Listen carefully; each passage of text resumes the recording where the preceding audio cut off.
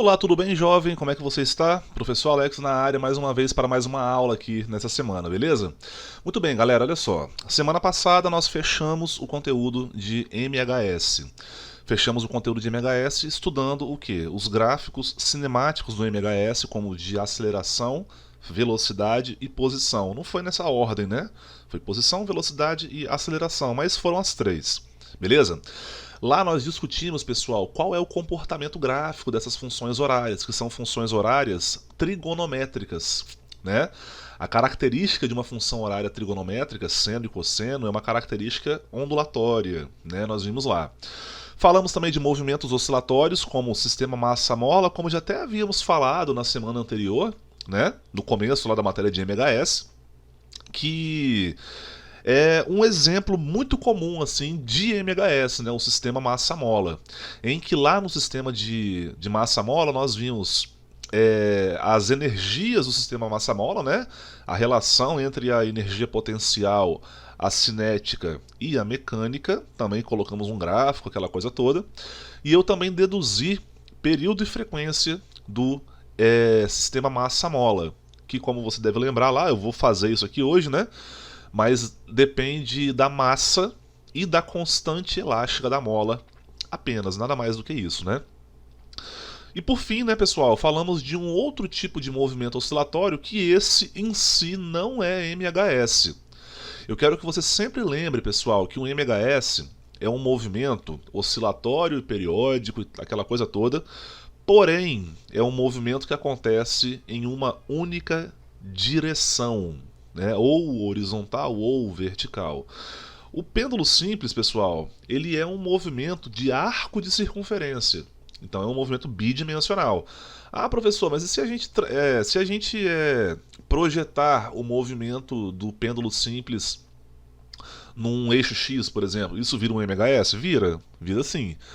Como se, por exemplo, tem um pêndulo aqui assim, a sombra dele, né, no chão assim, seria um MHS, né? Mas o movimento do pêndulo em si não é um MHS. Tudo bem, pessoal? Olha só, rapaziada, como nós apresentamos ali gráficos, equações, aquela coisa toda, e essa parte de movimentos oscilatórios é a parte mais importante, digamos, nesse conceito de vestibular, né? Eu resolvi hoje fazer algumas questões também da sua apostila. Tudo bem, pessoal? Vamos para a primeira questão então, galera. A primeira questão, número 2 da página 57, ela fala bem assim. O pêndulo de um relógio é constituído de uma massa suspensa por uma haste fina de aço, de comprimento L igual a 1,6 metros. L é igual a 1,6 metros. Beleza? O pêndulo é ligado aos ponteiros do relógio por um sistema de engrenagens. Esse sistema funciona de tal modo que toda vez que o pêndulo completa determinado número de oscilações, o relógio marca um minuto a mais, né? Então, assim, com determinadas quantidades, né, de oscilações, o relógio vai marcar um minutinho a mais e a mais e a mais, né? O período do pêndulo é dado pela expressão que nós já conhecemos, né? A expressão é a t igual a 2π vezes a raiz quadrada do comprimento do fio pelo valor da gravidade local. Ele pede para eu considerar π igual a 3 e g igual a 10 metros por segundo ao quadrado, que são informações ótimas para a gente aí, né? π igual a 3 e a gravidade, a aceleração da gravidade, né, igual a 10 metros por segundo ao quadrado. Então nós temos aí o que, né? Para os cálculos que se fizerem necessários, né? Calcule o número de oscilações do período no intervalo de tempo de 1 minuto. Calcule o período no intervalo de tempo de 1 minuto. Letra A. Calcule o período T. Qual é o período T? Para o intervalo de tempo de 60 segundos, né? 1 minuto. Beleza? Então, por exemplo, galera, eu vou usar essa expressão matemática aqui para descobrir qual que é o valor do período em segundos, né? Imagina só, um período é 60 segundos, coisa que eu acho que não é, né? Não é não. Mas imagina só, então seria uma oscilação. Se esse período aí for 30 segundos, Pô, então ele precisa dar 2 oscilações, né, para completar 1 minuto. Se for 20, 3. Se for 10, 6. Se for 1 segundo, são 60. Então a gente tem que descobrir isso aí. Tudo bem? Então aqui, ó, vamos lá. A situação é a seguinte, ó. A fórmula que eu vou utilizar é aquela tradicional, né? 2π vezes a raiz quadrada de L sobre G. Tranquilão. Beleza. Ele pede para eu falar que π é 3, né? Então é 2 vezes 3 vezes a raiz quadrada de L. L vale quanto mesmo? L vale 1,6, né? 1,6 dividido por 10, né? Que é o valor da gravidade local ali. Beleza? Aí no caso, nós temos aqui 6, que vai multiplicar a raiz quadrada de 0,16. Tá certo? Se liga só, pessoal, olha só. Às vezes você está fazendo vestibular, aquela coisa toda, e você tem na cabeça raiz quadrada de 0,16. Tem alguma coisa a ver com 4, né? A gente sabe que 16 a raiz é 4. Mas assim, às vezes o zero ali pode te confundir. Pô, é 0,4? 004 é quanto? Né? Então uma sugestão para vocês, pessoal, que ajuda bastante, é o seguinte. 6 vezes... Eu posso reescrever 0,16 como sendo 16 vezes 10 a menos 2. Isso já me ajuda bastante. Quer ver só? 6 vezes... Bom, a raiz quadrada de 16 é 4, né? Qual é o número que multiplicado por ele mesmo 2 vezes dá 16? É 4. Aí tá, o mesmo conceito para o 10 a menos 2. Qual é o número que multiplicado por ele 2 vezes, né? Ele vezes ele, dá 10 a menos 2. Isso aqui é 10 a menos 1. Tá certo? Então, nesse caso aqui, ó, 6 vezes 4 é 24.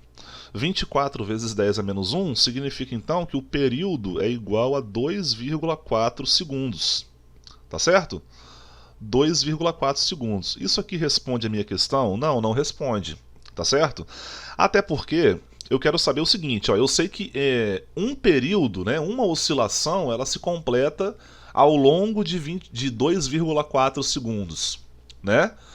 Então, quantas oscilações eu tenho que ter para ter 1 minuto, né? Então, veja bem, olha só. Aqui nós vamos fazer uma regrinha de 3, né? Aquela famosa regra de 3, ó. Uma oscilação demora 2,4 segundos, né? Tá, e x oscilações demora quantos segundos? Né? No caso 60 aí, ó. Uma oscilação vale 2,4 segundos. E para 1 minuto, seria quantas oscilações? Vai multiplicar cruzado aí, né? Então a situação fica assim, ó. X vezes 2,4, x vezes 2,4. Isso aqui é igual a 60 vezes 1, ou apenas 60. X é igual a 60 dividido por 2,4.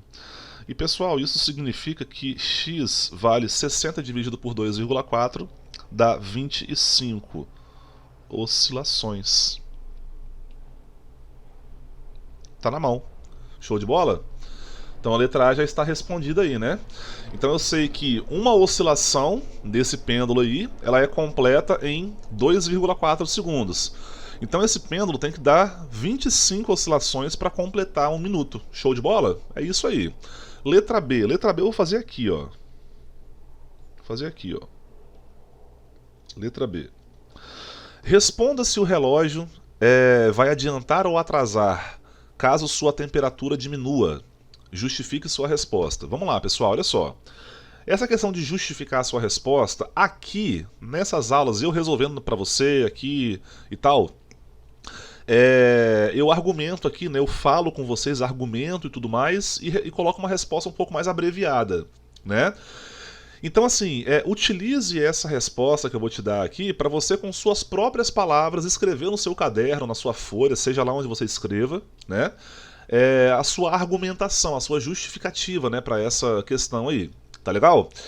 Então, assim, o relógio vai adiantar ou vai atrasar caso sua temperatura diminua? Nós podemos pensar, pessoal, que assim, como aqui a própria equação diz, nós temos o seguinte, o período, ele é diretamente proporcional ao comprimento do fio, não é isso, pessoal? Então, o que nós podemos pensar aqui, ó? Por exemplo, da dilatação térmica, temos... Da dilatação térmica nós temos o que? Lembra da dilatação térmica? Se eu não me engano foi o professor Fred, né, que deu essa aula para vocês aí e tal. Nós temos o que então, galera? Olha só. A equação da dilatação térmica, ela pode ser assim, ó, ΔL é igual a L0 vezes o coeficiente de dilatação térmica linear, né, vezes a variação da temperatura, tá certo? Vou mudar aqui o termo para você não confundir com período, tá? Θ, né, a temperatura ali então. Então, uma coisa que você pode pensar é o seguinte, ó, galera, não tem para onde correr, galera, não tem para onde correr. Eu acho que você tem que colocar isso como, assim, vanguarda, né? Na linha de frente mesmo, tá certo? Essa questão de ser diretamente ou inversamente proporcionais. Eu acho que em todas as aulas que eu dei aqui para vocês em relação à resolução de exercícios, ou até mesmo a interpretação de equações, eu sempre foquei com vocês essa questão da proporção inversa ou direta, né? Então veja bem, galera, beleza, o nosso pêndulo lá ele tem um comprimento, né, inicial lá de 1,6 metros, beleza? E se a temperatura diminuir, a variação da temperatura cai, tá legal? E como a variação da temperatura é diretamente proporcional à variação no comprimento lá do fio ou da haste, né, do pêndulo, por exemplo, então isso aqui diminui também, tá certo? Então beleza, né? Fizemos a primeira interpretação aqui, ó. A temperatura é diretamente proporcional ao tamanho da haste do pêndulo, né? Se a temperatura diminui, o comprimento também vai diminuir, beleza, legal. Tá, e aí pegando aqui a equação que nós temos do período, né? L sobre G, deixa eu usar o L maiúsculo aqui, né? L é L, né, pessoal? Tanto faz. Então isso significa aqui, galera, que o tamanho do fio também é diretamente proporcional com o período, né? Então o que significa isso aqui? Bom, você viu aqui em cima que uma redução da temperatura provoca uma redução do comprimento do fio, não, desculpa, da haste, né, lá do pêndulo lá, beleza? Então aqui diminuiu. Então aqui também vai diminuir. Se o período de oscilação diminui, isso significa, pessoal, que o corpo ele vai adiantar, né? O relógio adianta. Tá certo, pessoal? Então é basicamente isso aí, ó. Temperatura diminuiu, o comprimento da haste diminuiu também. Beleza? Se o comprimento da haste diminuiu, o período diminuiu. Então isso significa que a oscilação fica mais rápida. Então o relógio vai adiantar. Show de bola, pessoal? Essa é a primeira questão interpretada aqui para vocês. Show? Próxima questão, a questão 4 da página 58. Um bloco de 1 kg preso a uma mola de constante elástica K igual a 800 newtons por metro em massa desprezível, né? A massa da mola é desprezível, oscila sobre um plano horizontal sem atrito com amplitude de meio metro. Show? Então vamos lá, ó. Dados aqui para vocês, ó. Então nós temos que a massa do bloco aí é de 1 kg. Nós temos que a constante elástica vale 800 newtons por metro. E a amplitude do movimento harmônico simples aí, né, pessoal, é de meio metro. Beleza? No instante em que a energia... Olha só, galera. No instante em que a energia cinética do bloco se iguala à energia potencial da mola, a velocidade do bloco vai valer quanto? Galera, olha só que doideira, gente, olha só.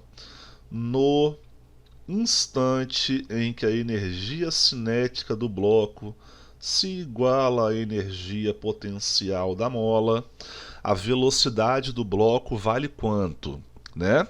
Então, basicamente, eu vou ter que calcular a velocidade do bloco. E outra, esse aqui é um movimento acelerado, tá, pessoal? Então isso significa que a velocidade ela não vai ela não é constante, né? Inclusive, nesse caso aí é o seguinte, vamos raciocinar aqui, ó, vamos raciocinar.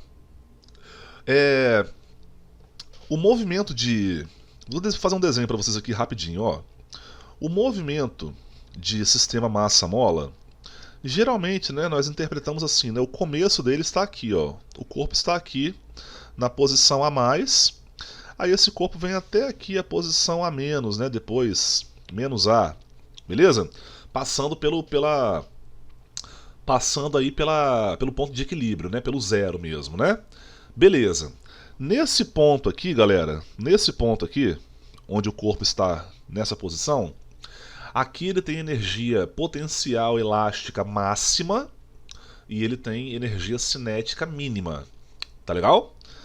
Quando o corpo passa pela região de equilíbrio pela primeira vez, por exemplo, aí ele terá energia cinética máxima e energia potencial mínima. Tá certo? Então eu acredito, pessoal, que embora a questão não pergunte isso, né, qual que é a posição que ele deve estar, ele está em algum lugar aqui, né? Em algum lugar entre mais A e zero é a região onde a energia potencial diminuiu e a energia cinética aumentou a ponto daquele ponto ser igual. Show de bola? E naquele ponto ali, qual que é a velocidade do corpo? Essa que é a ideia, moleque. Beleza? Então deixa eu apagar isso aqui para vocês.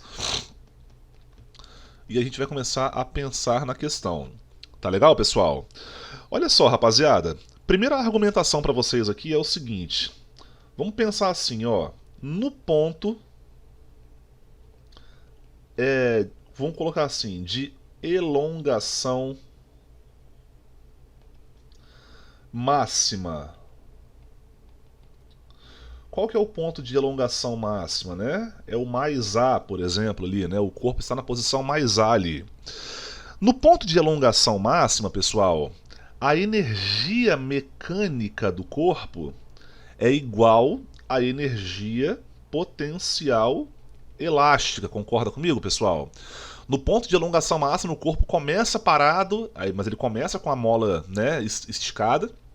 Depois ele começa a se movimentar com a mola voltando para a posição de equilíbrio, né? Então, assim, a energia mecânica ela vai ser igual a quanto? Por exemplo, aqui, ó, o que é energia potencial elástica? É K vezes x ao quadrado dividido por 2, não é isso? No entanto, jovem, você tem que lembrar que na posição de elongação máxima, o x aqui, ó, ele vale quanto? O x aqui vale A. Legal? Porque a posição dele é a posição lá de amplitude máxima. Show de bola. Beleza? Então vamos nessa aqui, ó. Energia mecânica é igual a quanto? É igual a 800, que é o valor da constante elástica, vezes meio ao quadrado, dividido por 2. Tá legal? Muito bem. Aí no caso, continuando aqui do ladinho, ó, energia mecânica vai ser igual a 800 que multiplica 0,25 dividido por 2. Tá legal? Energia mecânica é igual a quanto? Pessoal, multiplicar um número por 0,25 é a mesma coisa de dividir esse número por 4, né? Então, 800 dividido por 4 dá 200, né? Dividido por 2, então nós temos que a energia mecânica é igual a 100 joules. Professor, uma dúvida. Por que você calculou a energia mecânica? Né? Bom, boa pergunta, né? Por que eu calculei a energia mecânica? Por que você acha que eu calculei a energia mecânica? Para e pensa. A energia cinética, ela varia? Sim. Ela vai do mínimo para o máximo e depois volta para o mínimo.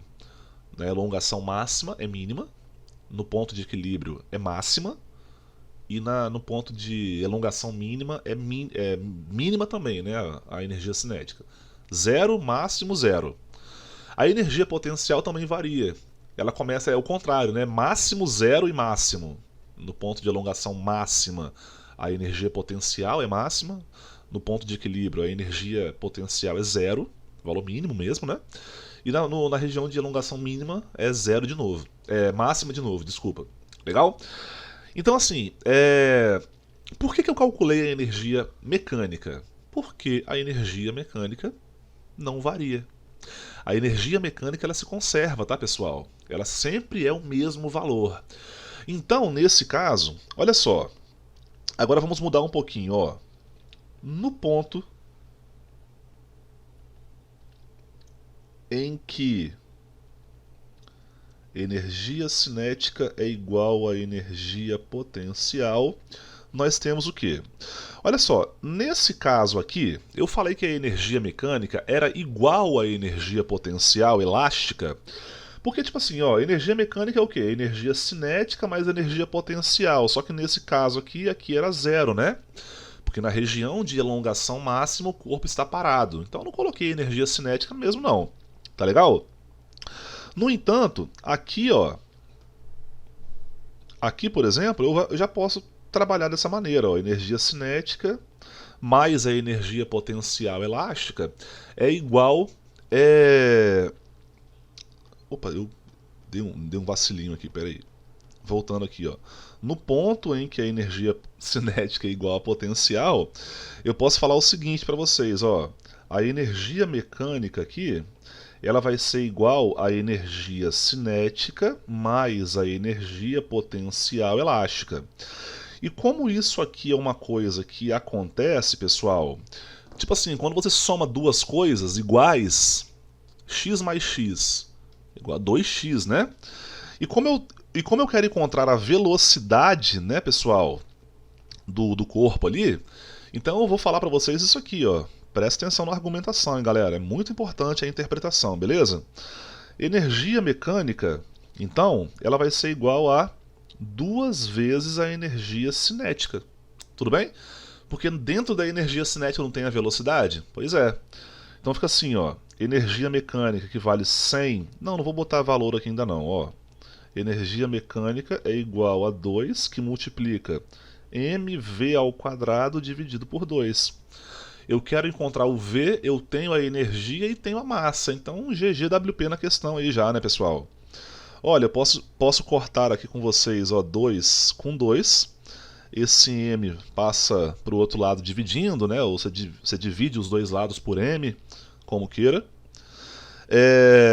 E aí a energia mecânica dividido por M é igual a V ao quadrado. V é igual a raiz quadrada. Energia mecânica vale quanto? 100 joules. E a velocidade vale quanto? 1 kg. Resposta é quanto, pessoal? 10 metros por segundo. Tá certo, galera? Então a resposta aqui vai ser a letra A, né? E assim, galera, você que acabou de assistir essa resolução aqui, eu gostaria que você voltasse no começo da resolução e você entendesse, né, qual que foi a argumentação, né? Por que eu usei primeiro no ponto de elongação máxima? Professor, por que você não usou ali no ponto de equilíbrio, né? Porque no ponto de equilíbrio a energia cinética é máxima. Pô, porque eu não tinha a velocidade, né? Só que no ponto de elongação máxima eu tinha o valor da elongação máxima, eu tinha o valor da constante elástica, então eu consegui calcular o valor da energia mecânica. Com a energia mecânica, né, eu consegui calcular o valor da velocidade, uma vez que naquele ponto a energia cinética e a potencial são iguais, entendeu, pessoal? Resposta letra A, pode marcar aí. Próxima questão, questão 7 da página 59. Um modelo simples para descrever a emissão de radiação por um metal aquecido é considerar que os elétrons que o constituem oscilam em movimento harmônico simples como se fossem massas presas em uma mola. Pausa. Só uma pequena curiosidade para vocês, tá, pessoal? Esse assunto que a questão traz, aquecer um metal e ele emitir uma radiação luminosa, por exemplo, ali, ou térmica e tal, isso aí é o início, é o começo da física quântica. Tá? Em física quântica nós estudamos essa questão da radiação emitida por um corpo, né?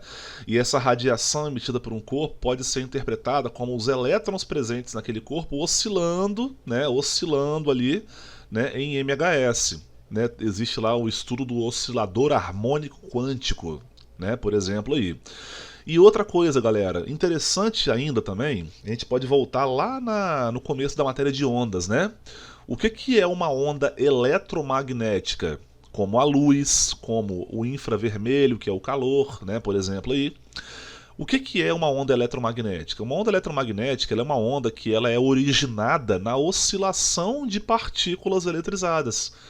O elétron ele é uma partícula eletrizada, né? Menos 1,6 vezes 10 a menos 19 coulombs, né?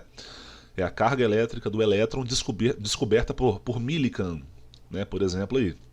Então assim, o assunto dessa questão, né? O foco da questão, claro que é o MHS, só que ela traz aí um tempero a mais, né? Que é essa questão aí do início da matéria de física quântica. É muito bonito falar sobre isso.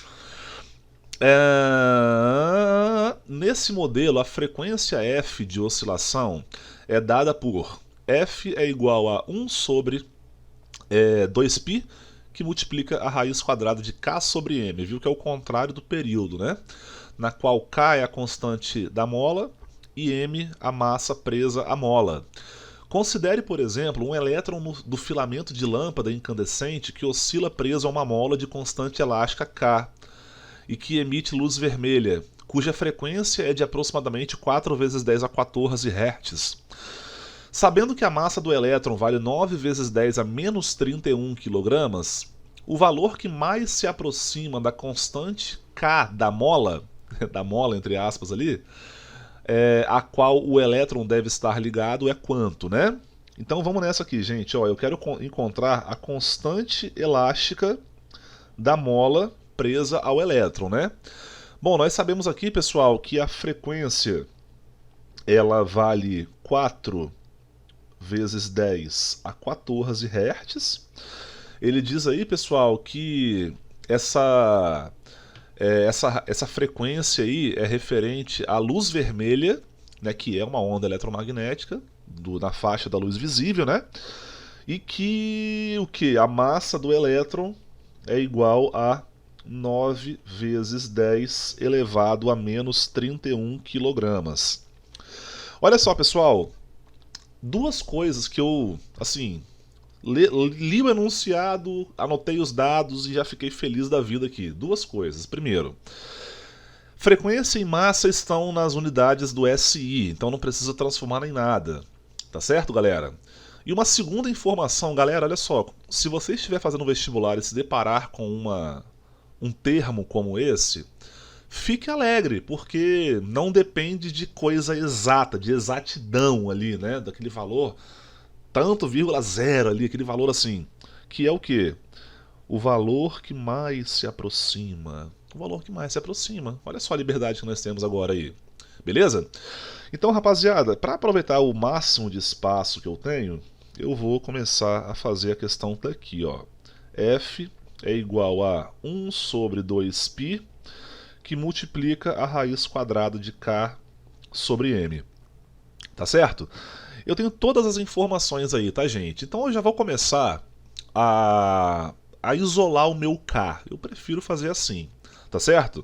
Por exemplo, ó, esse 2π vai passar para o outro lado multiplicando, ou você multiplica os dois lados por 2π, como queira interpretar aí, ó. Fica assim, f que multiplica 2π é igual a raiz quadrada de k sobre m, certo? Aqui eu posso fazer o seguinte, ó, para me livrar desse parênteses, desse radical aí, eu vou elevar todo mundo ao quadrado. E do lado de cá você sabe que corta aqui, né, galera? Beleza? Então fica assim, ó, f ao quadrado vezes 4π ao quadrado, que é igual a k sobre m. Tá legal? Basicamente isso aí. Então, fazendo aquela famosa divisãozinha aqui, ó, tranquilo. Nós temos o que? Eu vou passar agora a massa, essa massa aqui, ó. Epa, vou passar essa massa aqui para o outro lado, multiplicando da mesma forma como eu falei anteriormente. Eu posso multiplicar os dois lados por m e tal, a mesma interpretação. Então fica assim, ó. A constante k, ela é igual a quanto? M, que passou multiplicando, vezes a frequência ao quadrado, vezes 4 vezes π ao quadrado. É isso aí, cara. Agora é algebrismo, né? Não que antes não tenha sido, mas vamos lá. K é igual a massa do elétron, 9 vezes 10 a menos 31 quilogramas. F ao quadrado. Já vamos fazer aqui logo ao quadrado, pessoal? Aqui, ó. Me ajuda aqui, gente. Vamos lá, ó. 4 ao quadrado, 16. 10 a 14 ao quadrado. Repete a base e multiplica os expoentes. 14 vezes 2, lá do quadrado, né? Dá 28. Tá legal? Isso aqui vezes quanto? Vezes 4 vezes π ao quadrado, pessoal. Gente, para simplificar a coisa, eu vou considerar que π vale 3,1415, que ao quadrado, já até fiz a conta aqui, ó, dá 9,87. Tá certo? Então vem na minha aqui, pessoal. Olha só. 9 vezes 16 vezes 4 vezes 9,87. Vamos ver quanto que dá aqui, ó. 9,87 vezes 4 vezes 16 vezes 9 dá quanto? Dá isso aqui, ó. Opa. Já vou colocar aqui na frente, ó. Isso dá aproximadamente ali, né? 5.685. Beleza? 5.685 aproximadamente ali, né, pessoal? E aí, vamos ver aqui o que vai sobrar, ó. Nós temos agora 10 a menos 31, 10 a 28, né? Eu vou repetir a base e somar os expoentes. Então fica 10. Menos 31 mais 28 não é menos 3? Não é? Então, olha só como é que eu posso fazer aqui, gente. 5.685 vezes 10 a menos 3. Eu posso tirar 3 casas decimais aqui e fica 5,685 newtons por metro. Tá certo? Dos valores que eu tenho aí que mais se aproxima desse resultado, letra A. Tudo bem, assim, galera, vamos lá. Eu usei aqui o π como 3,1415, né? Mas tem mais número para trás também lá, né, galera? E assim, na minha humilde opinião, a resposta que eu cheguei ali, ó, 5,685 e tal, para 6, isso aí é forçar um pouco a barra. Forçar um pouquinho a barra, não vou negar não. Mas de todos os valores que está aí, o que mais se aproxima com o resultado que eu encontrei foi a resposta da letra A, 6 newtons por metro. Pode marcar a letra A. Próxima questão, pessoal, questão 8 da página 59. Vamos lá, ó. Conta a lenda que o físico e matemático italiano Galileu Galilei, quando estava assistindo a uma missa, percebeu que um grande lustre pendurado no teto da igreja oscilava suavemente ao sabor de uma fraca brisa que adentrava pelas janelas. Usando a sua própria pulsação, ele mediu o tempo de ida e volta do lustre e descobriu, para sua surpresa, que ele, o lustre, né, não dependia da amplitude de oscilação. De fato, hoje sabemos que o período t de oscilação em um pêndulo simples, que oscila com pequenas amplitudes, é dado por, né, t é igual a 2π vezes L sobre g, né, onde L é seu comprimento e g é a aceleração da gravidade. Um relógio de pêndulo fabricado e calibrado em uma indústria de Oslo, na Noruega, é exportado para Belém do Pará, no Brasil. Sabe-se que, devido à forma da Terra e ao seu movimento de rotação, a aceleração da gravidade varia com a latitude de acordo com o gráfico, tá? Latitudes são aqueles cortes horizontais na Terra, assim, né? Por exemplo, lá. Então tá aí, gente, o gráfico da gravidade em metros por segundo em função da latitude em graus, né? Considerando que Belém está localizada aproximadamente sobre a linha do Equador, isso significa, pessoal, que Belém do Pará está ali na latitude 0. Show? 0. Cadê? E que Oslo localiza-se a 60 graus de latitude norte. pode-se dizer que o período de oscilação do pêndulo do relógio de Belém em relação ao período de oscilação em Oslo é o quê? Então ele mexe aí com percentual, né? Ah, é tantos por cento maior ou tantos por cento menor. Tá certo, pessoal? Galera, olha só, gente. O negócio aqui é o seguinte. Vamos lá. Primeiramente, qual que é a gravidade em Belém do Pará? Né? De acordo com as informações dessa questão, é claro. Beleza? 9,78, né? Quando a latitude é 0, a gravidade é 9,78. E em Oslo, pessoal, na Noruega, ele falou que a latitude é 60, né? O 60, ele pega esse ponto aqui do gráfico, legal? Que tem como resultado aqui, 9,82. Legal? Então, como as gravidades são diferentes nesses dois lugares aí, pessoal, então a resposta não é letra C, não é igual, tá? Olha só, como é que nós podemos pensar aqui nesse negócio da relação, né? Tipo assim, vamos imaginar o seguinte, galera. Só um pequeno exemplo, tá? João, ele possui 3 maçãs, né? Carlos possui, sei lá, 6 maçãs. Qual é a relação do número de maçãs de Carlos para o número de maçãs de João?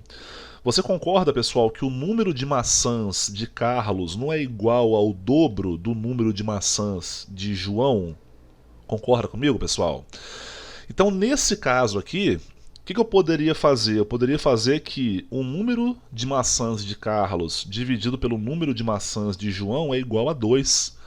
Então, toda vez que a gente fala sobre esse negócio de relação, sabe, relação de uma coisa com outra, você divide um pelo outro. É isso, né? Por exemplo, Lúcia ganha 20 mil reais por mês. Joaquim ganha 5 mil reais por mês.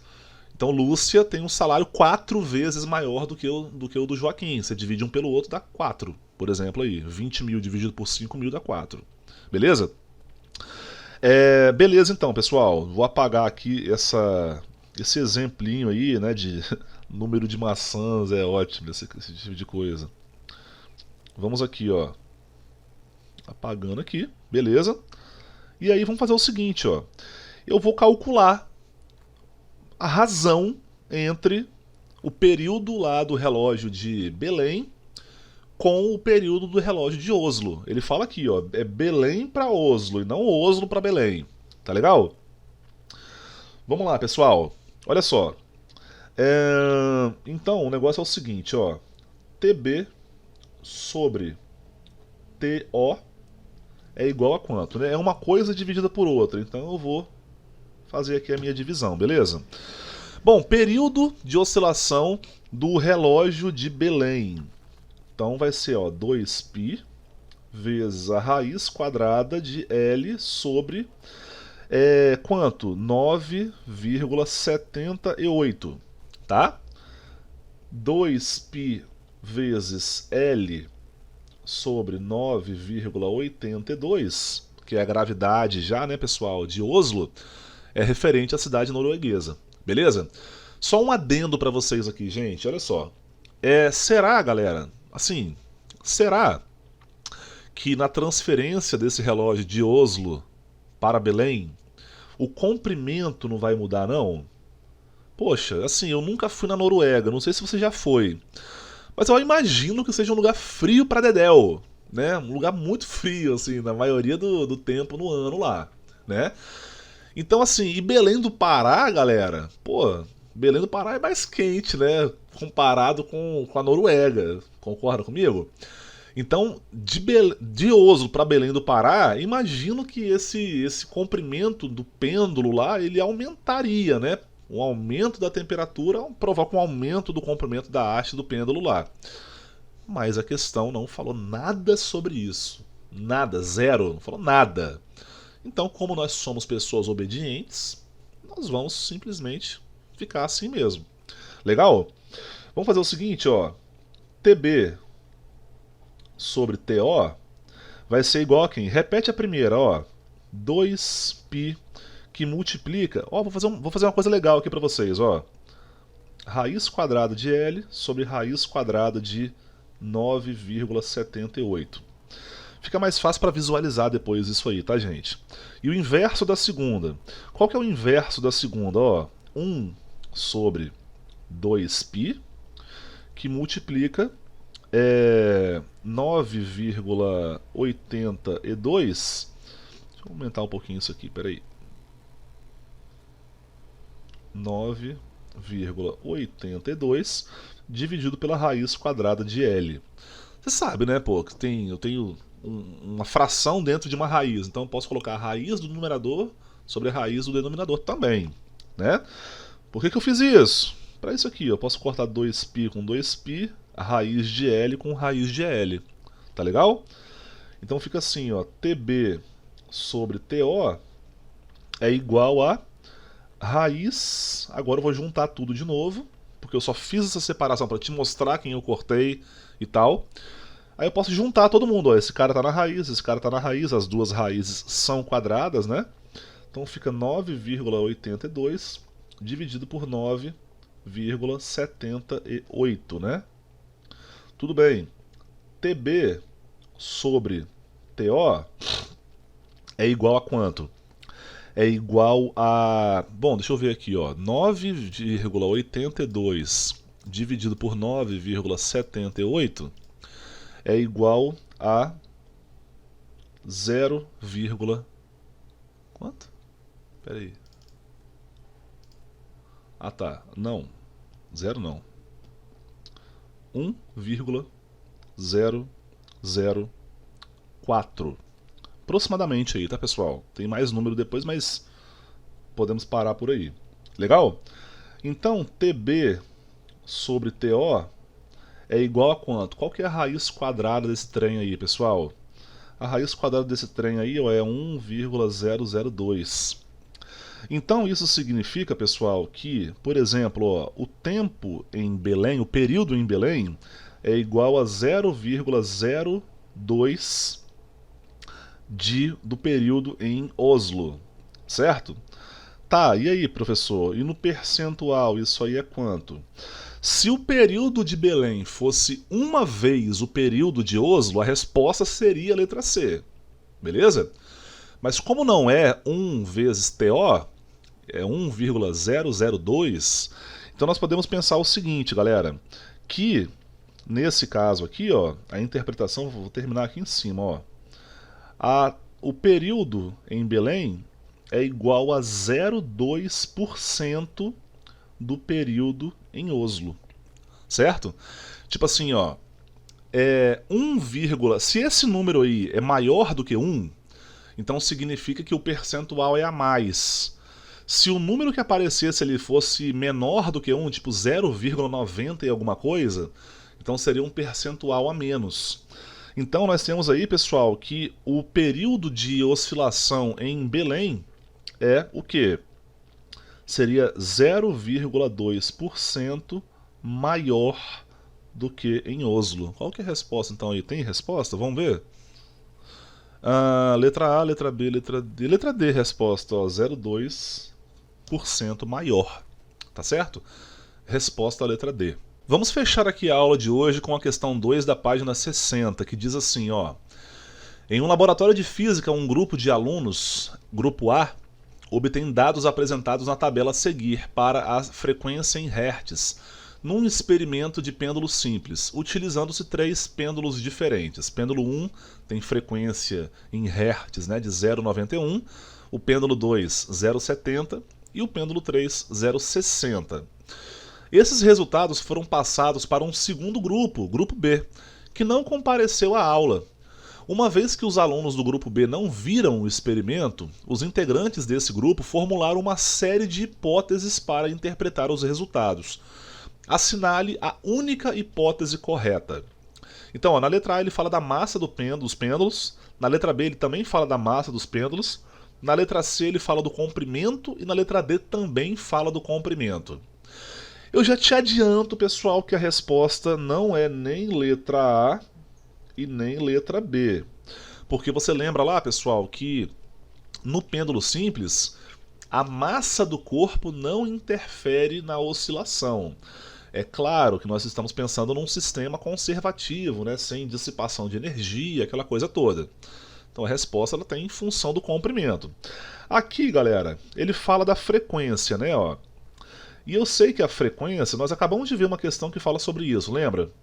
1 sobre 2π vezes G sobre L. Legal? Então, olha só. Se a resposta estará em função do comprimento, certo? Lembre-se, a frequência é inversamente proporcional ao comprimento. Se a frequência é maior, o comprimento é menor. Se a frequência é menor, o comprimento que será maior. Tá legal, pessoal? Então a situação aqui é a seguinte, ó. Qual é a relação dos comprimentos, galera? Aliás, a relação das frequências, né, ó? A frequência do pêndulo 1 é maior do que a frequência do pêndulo 2, que é maior do que a frequência do pêndulo 3, não é? 0,91 é maior do que 0,70 do que maior do que 0,60, beleza? Aí, no caso, como são inversamente proporcionais, então eu vou falar que o comprimento do pêndulo 1 é menor do que o comprimento do pêndulo 2, que é menor do que o comprimento do pêndulo 3. Letra C. O comprimento L do fio do pêndulo 1 é maior do que o comprimento do pêndulo 2, que é maior do que o comprimento do pêndulo 3. Né? Tá errado. Errado. Então a resposta é a letra D. O comprimento L do fio do pêndulo 1 é menor do que o comprimento do pêndulo 2, que por sua vez é menor do que o comprimento do pêndulo 3. Resposta letra D. Show de bola, pessoal? Só marcar aí. Bom, pessoal, essa foi a nossa aula de hoje. Com isso, nós encerramos o conteúdo de movimento harmônico simples e eu espero sinceramente que tenha sido proveitoso para todos vocês, tá, pessoal? Esse é um tipo de movimento que a interpretação dele não é importante só para ele. A interpretação do movimento harmônico simples também é importante para todo o conceito de ondas, tá certo? É por isso que é uma matéria muito importante, tá legal? Pessoal, nos vemos na próxima semana e até lá, professor Alex fica por aqui. Tchau, tchau!